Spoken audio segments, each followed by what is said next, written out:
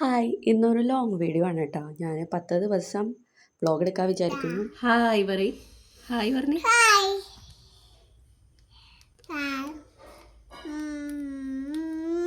Okay, ഞാൻ അമ്മയ്ക്കൊരു ഉമ്മ. അപ്പോൾ ഓണം വരെ ഇങ്ങനെ വ്ളോഗ് എടുക്കണം എന്ന് എനിക്കൊരാഗ്രഹമുണ്ട്. നടക്കുമെന്ന് എനിക്കറിയില്ല കേട്ടോ. കാരണം ലോങ് വീഡിയോസ് എടുത്തു വെച്ചാൽ എഡിറ്റ് ചെയ്യാനുള്ളൊരു ഗ്യാപ്പ് കിട്ടില്ല. കൂടുതൽ സമയം വേണം എഡിറ്റ് ചെയ്യാൻ വേണ്ടിയിട്ട് കേട്ടോ. അപ്പോൾ അത് എത്രത്തോളം പ്രായോഗികമാകുമെന്ന് എനിക്കറിയില്ല. എൻ്റെ ഒരു ആഗ്രഹത്തിൻ്റെ പുറത്ത് ഞാൻ ലോങ് വീഡിയോ എടുക്കുന്നതാണ് കേട്ടോ. രാവിലെ തന്നെ ഒന്ന് അടിച്ചു വാരിയിട്ടു, പൂക്കളിടണ സ്ഥലം മാത്രം. പിന്നെ ഞാനൊന്ന് കുളിച്ച് റെഡിയായിട്ട് വന്നു കേട്ടോ. പൂക്കളിടണതൊക്കെ ചേട്ടനാണ് അത് വരയ്ക്കാൻ വേണ്ടിയിട്ടൊക്കെ ഇരുന്നു. പിന്നെ പൂക്കളൊക്കെ ഇന്നലെ രാത്രി തന്നെ അമ്മയും ഇന്നാനിയും ചേട്ടനും കൂടെ നുള്ളി വെച്ചിട്ടുണ്ടായിരുന്നു കേട്ടോ. അതുകൊണ്ട് ഇന്ന് പണി കുറച്ച് എളുപ്പമായിട്ടുണ്ടായിരുന്നു.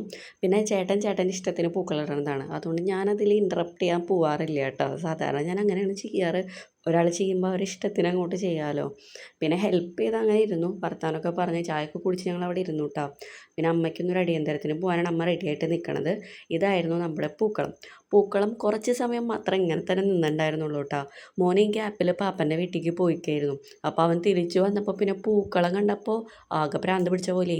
പിന്നെ ഇങ്ങനെ പൂക്കൾ പെറുക്കിയിട്ട് റോട്ടിലോട്ട് നടക്കുക, റോട്ടിൽ കൊണ്ട് വീക്കി കളയുക, വീണ്ടും തിരിച്ചു വരിക, പൂക്കൾ എടുക്കുക, റോട്ടിൽ കൊണ്ട് വീക്കി കളയുക. പിന്നെ ഇന്നാനി അവനെടുത്തിട്ട് ഫോട്ടോ എടുക്കാൻ വേണ്ടിയിട്ടാണ് ഈ ഇരിക്കണത്. പക്ഷെ പിടിച്ച സ്ഥലത്ത് കുട്ടി ഇരിക്കണേ ഇല്ല. അവൻ ഈ പൂക്കളെടുത്ത് കളിക്കാൻ വേണ്ടിയിട്ടേ.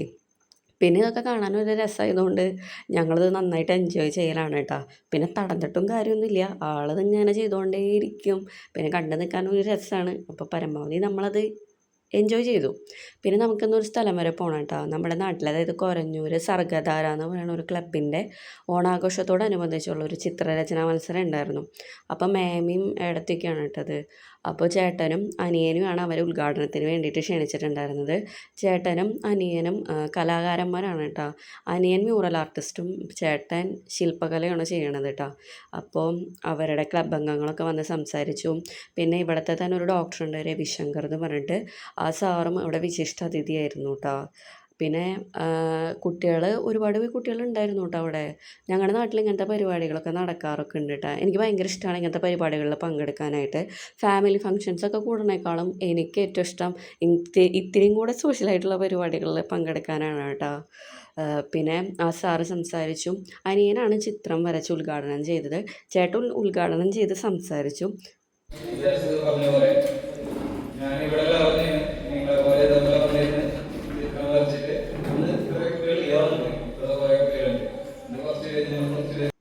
അനിയൻ്റെ പേര് ജിതിൻ എന്നാണ് കേട്ടോ. ചേട്ടൻ്റെ പേര് വിനീത് എന്നാണ്. അനിയൻ മ്യൂറൽ ആർട്ടിസ്റ്റാണ് കേട്ടോ. അപ്പോൾ അനിയൻ ഒരുപാട് വർക്കുകൾ ഇങ്ങനെ ചെയ്യാറുണ്ട്.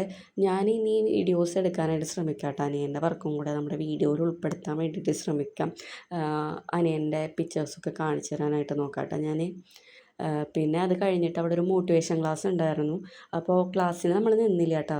ഇതായിരുന്നു അനിയൻ വരച്ചിട്ടുണ്ടായിരുന്ന ചിത്രം. എങ്ങനെയുണ്ടെന്ന് നിങ്ങൾ കമൻറ്റ് ചെയ്തോളൂ കേട്ടോ. ഈ ചിത്രത്തിനെ പറ്റി പറഞ്ഞു തരാനൊന്നും എനിക്ക് അറിഞ്ഞുകൂടാ. എനിക്ക് തീരെ വശമില്ലാത്തൊരു വിഭാഗമാണ് കേട്ടോ. പിന്നെ അവർ നന്ദിയൊക്കെ പറഞ്ഞിട്ട് പരിപാടി അവസാനിപ്പിച്ചു. നമ്മുടെ വീടിൻ്റെ അടുത്ത് തന്നെയായിരുന്നു കേട്ടോ. കൊരഞ്ഞൂർ തന്നെയുള്ള ഒരു പരിപാടിയായിരുന്നു. തിരിച്ചു വന്ന് മോൻ വീണ്ടും പൂക്കളെടുത്തിട്ട് പരിപാടികൾ തുടങ്ങിയിട്ടുണ്ട്. അപ്പോൾ അത്രയ്ക്കുള്ള ഇന്നത്തെ വീഡിയോ. അടുത്തൊരു വീഡിയോ ആയിട്ട് കാണാം കേട്ടോ.